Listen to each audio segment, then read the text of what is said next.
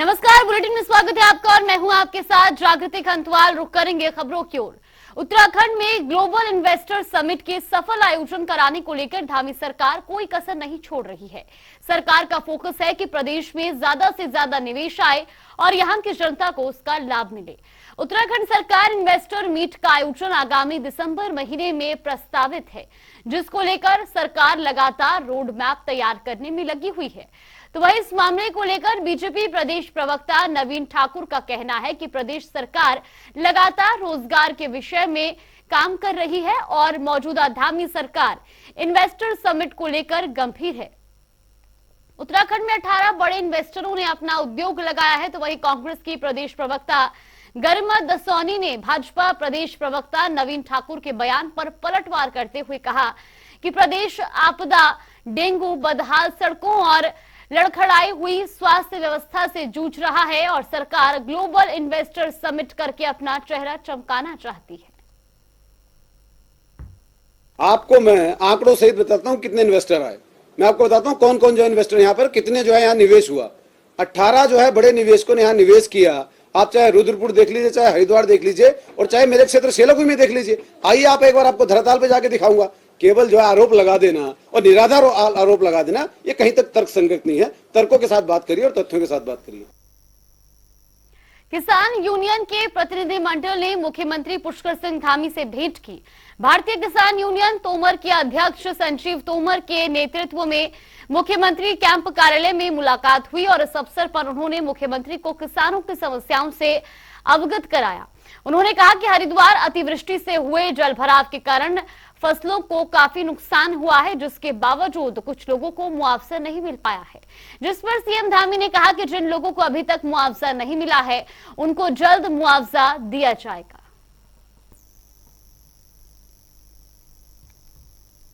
उत्तराखंड के मुख्यमंत्री पुष्कर सिंह धामी ने पूर्व मुख्यमंत्री और महाराष्ट्र के पूर्व राज्यपाल से मुलाकात की। सीएम धामी ने देहरादून में महाराष्ट्र के पूर्व राज्यपाल से मुलाकात की। तो वहीं उन्होंने अपने सोशल मीडिया पेज पर भी तस्वीरें पोस्ट की हैं।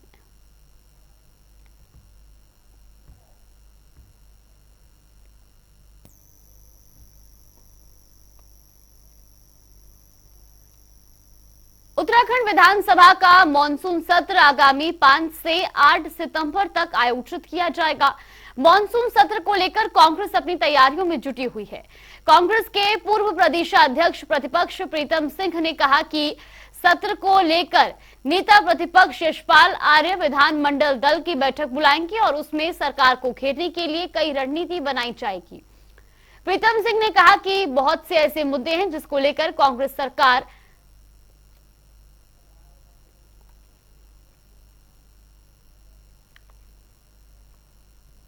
विधानसभा सत्र है। मैं तो जो है 31 को चले जाऊंगा, फिर छत्तीसगढ़ अगर वापस आ पाया तो जरूर सत्र में हिस्सा लूंगा। लेकिन नेता प्रतिपक्ष जो है निश्चित रूप से कांग्रेस विधानमंडल दल की बैठक आहूत करेंगे और जो विषय तो इतने हैं कि उनको 4 दिन की अवधि में जो समायोजित नहीं किया जा सकता, लेकिन तय करेंगे कि किस तरीके से ज्यादा विषयों को जो है हम सदन के अंदर उठा करके सरकार को घेरने का काम करें। इस पर नेता प्रतिपक्ष निर्णय लेंगे।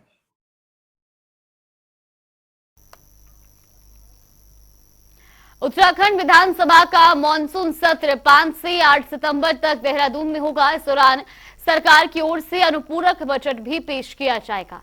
बता दें कि यह फैसला सीएम धामी की अध्यक्षता में हुई कैबिनेट बैठक में लिया गया है। तो वही बैठक के बाद संसदीय कार्य एवं विधायी मंत्री प्रेमचंद अग्रवाल ने विधानसभा सत्र आहत होने की जानकारी थी। उन्होंने बताया कि आगामी सत्र देहरादून विधानसभा में होगा और इस दौरान सरकार अनुपूरक बजट पेश करेगी।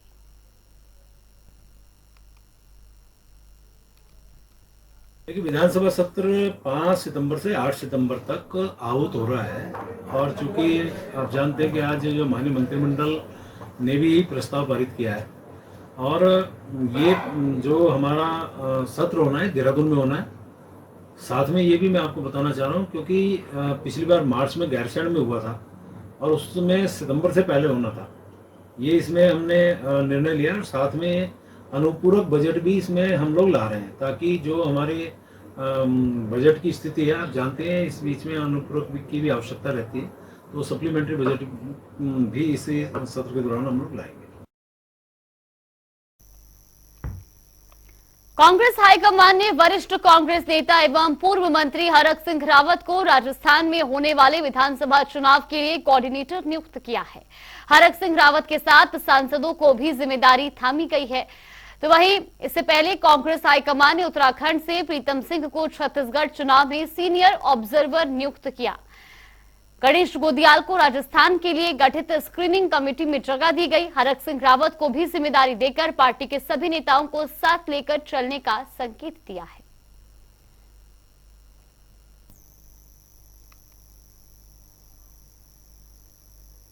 बागेश्वर में विधानसभा उपचुनाव हर दिन रोचक होता जा रहा है।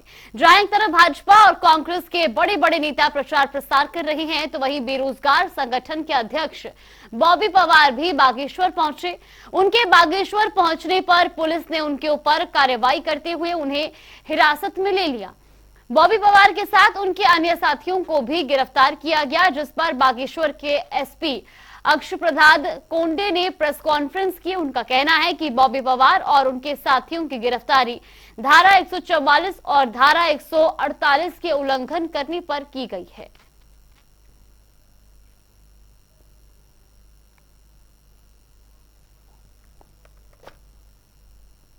उत्तराखंड में जो हमारा बागेश्वर उपचुनाव है वो अभी तक बहुत ही पीसफुल रहा है। पिछले 10 साल की अगर मैं बात करूं तो बस 2 एनसीआर जो इलेक्शन रिलेटेड नहीं, इतना ही ऑफेंस है। तो एक लॉ एंड ऑर्डर बागेश्वर में बहुत अच्छे से मेंटेन हुआ है। जब भी कोई इलेक्शन प्रक्रिया शुरू होती है तो धारा 144 का प्रयोग किया जाता है, जो 8 अगस्त को ही डीएम महोदय द्वारा जारी की गई थी, जिसके अंतर्गत आपकी हर एक्टिविटी एक गवर्नमेंट के या प्रशासन के या डिस्ट्रिक्ट इलेक्शन ऑफिसर के परमिशन के पश्चात ही की जाती है। बागेश्वर में आचार संहिता के उल्लंघन मामले में हुई बॉबी पवार की गिरफ्तारी पर कांग्रेस बागेश्वर प्रदेश सरकार और जिला प्रशासन पर हमलावर हो गई है। कांग्रेस जिला अध्यक्ष भगवत डसीला का कहना है कि बॉबी पवार बागेश्वर बाबा बागनाथ मंदिर के दर्शन करने आए थे। बागेश्वर पुलिस ने केवल शक के आधार पर बॉबी पवार को गिरफ्तार किया है। बॉबी पवार लगातार बेरोजगारों की आवाज उठा रही हैं और प्रदेश में हो रहे भर्ती घोटालों को उजागर कर रही हैं।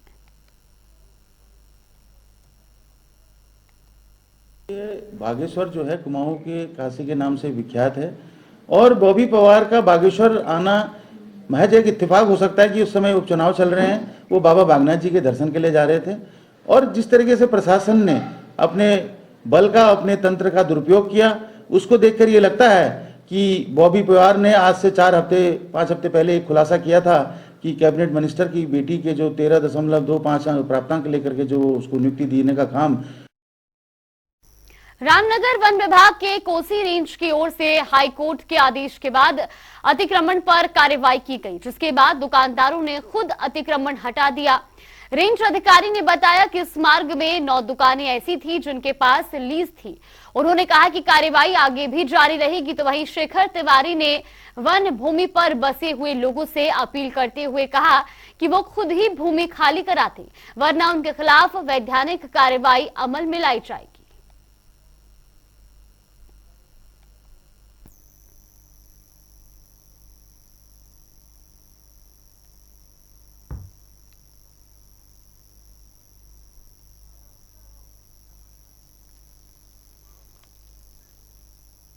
हल्द्वानी में किसानों ने रेरा एक्ट के खिलाफ जोरदार प्रदर्शन किया।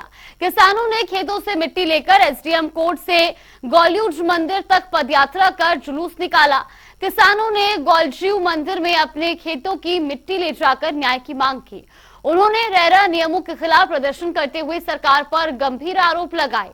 उन्होंने कहा कि आय दोगुनी करने की बात कहने वाली सरकार किसानों से उनकी जमीन का हक छीन रही है।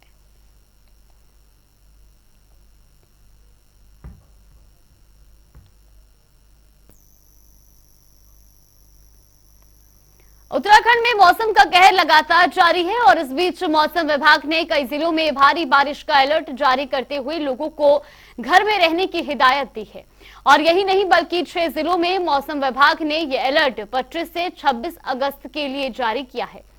देहरादून, पौड़ी, नैनीताल, चंपावत, बागेश्वर, यूएस नगर में बारिश का येलो अलर्ट जारी किया गया है। तो वहीं मौसम की मार से 27 अगस्त तक राहत मिलने के आसार है, लेकिन तब तक लोगों से घरों में रहने की अपील की गई है और साथ ही बहुत जरूरी होने पर ही घर से निकलने की बात भी कही गई है।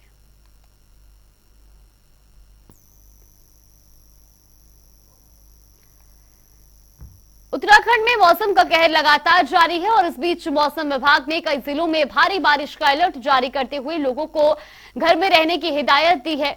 और यही नहीं बल्कि 6 जिलों में मौसम विभाग ने यह अलर्ट 25 से 26 अगस्त के लिए जारी किया है। देहरादून, पौड़ी, नैनीताल, चंपावत, बागेश्वर, उधम सिंह नगर में बारिश का येलो अलर्ट जारी किया गया है।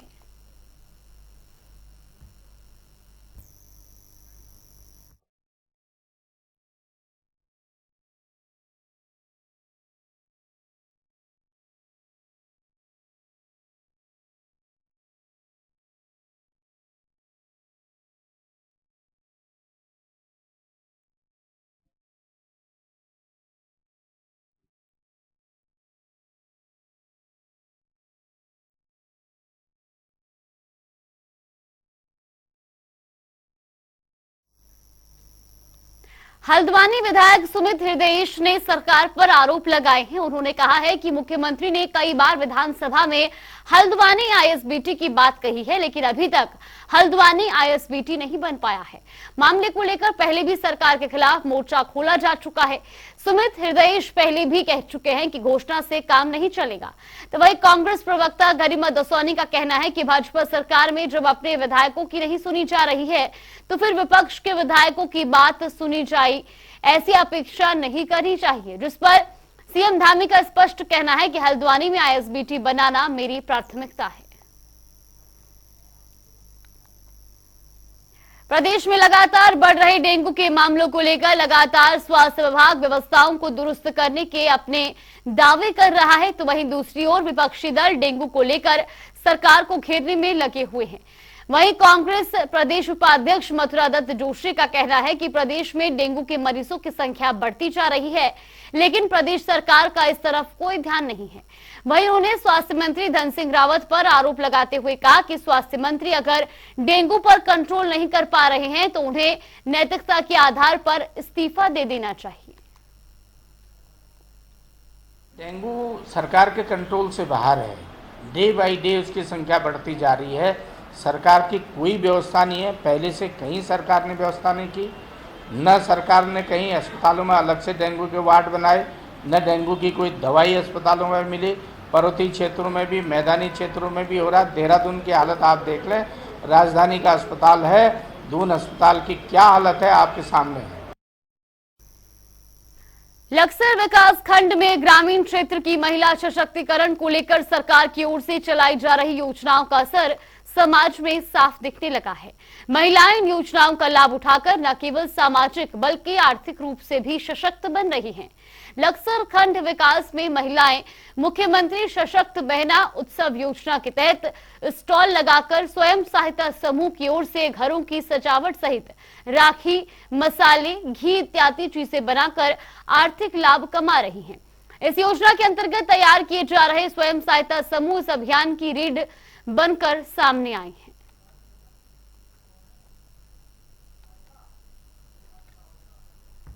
स्टॉल लगाए हुए हैं, जिसमें से लगभग हमारे 5 समूह तो विकास खंड में स्टॉल लगाए हुए हैं और 5 समूहों ने हमारे क्षेत्र में जहां पर लोगों का आवागमन ज़्यादा है और जहां पर ये राखी की और इनकी डिमांड ज़्यादा है, वहां पर 5 समूहों ने स्टॉल लगाए हुए हैं हमारे। भाई बहन का पवित्र रक्षाबंधन का त्योहार ऋषिकेश में फीका दिखाई दे रहा है। भारी बारिश और ऑनलाइन कंपनियों की वजह से राखी के व्यापार में काफी गिरावट देखी जा रही है, जिससे राखी से जुड़े तमाम प्रकार के व्यापारियों में निराशा है। तो वहीं लाखों रुपए की रकम लगाकर राखियां बेच रहे फुटकर व्यापारी बाजार में ग्राहक नहीं होने की वजह से परेशान नजर आ रहे हैं। इसके अलावा मुख्यमंत्री पुष्कर सिंह धामी के लोकल फॉर वोकल के अभियान को भी ऑनलाइन कंपनियों की वजह से नुकसान हो रहा है।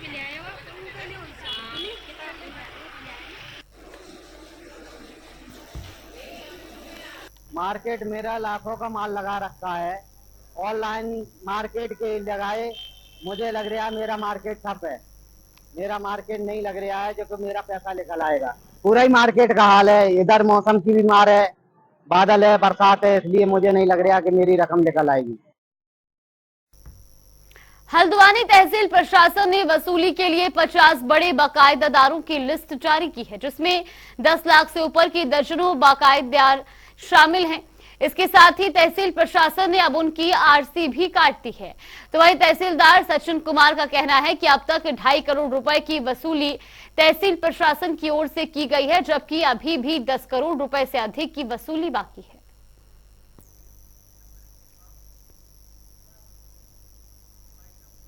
चलिए, बुलेटिन में फिलहाल के लिए बस इतना ही। यहाँ पे रुकते हैं एक छोटे से ब्रेक के लिए। ब्रेक के उस पार खबरों का सिलसिला लगातार जारी रहेगा।